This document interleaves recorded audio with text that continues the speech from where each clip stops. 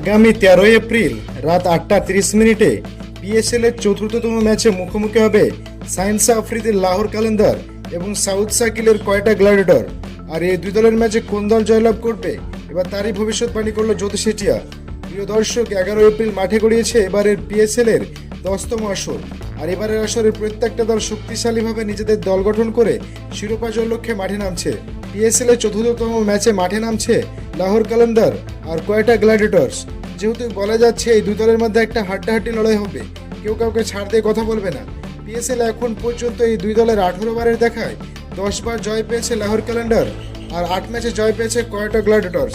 যদিও এই দিন মাঠে যে ভালো খেলবে তারই ম্যাচ জেতার সম্ভাবনা বেশি, কিন্তু বর্তমানে শক্তিমত্তার দিক দিয়ে এই দুই দলের মধ্যে কোনো দলই কম শক্তিশালী নয়।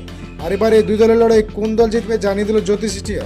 প্রিয় দর্শক, জেনে রাখা ভালো, এই জ্যোতি শেঠিয়া এর আগের আসরে যতগুলো ম্যাচে ভবিষ্যৎবাণী করেছে তার প্রায় সবকটি সঠিক হয়েছে। আর এবার এই পিএসএল এর 10তম আসরের চতুর্থতম ম্যাচকে নিয়ে ভবিষ্যৎবাণী করেছে জ্যোতি শেঠিয়া।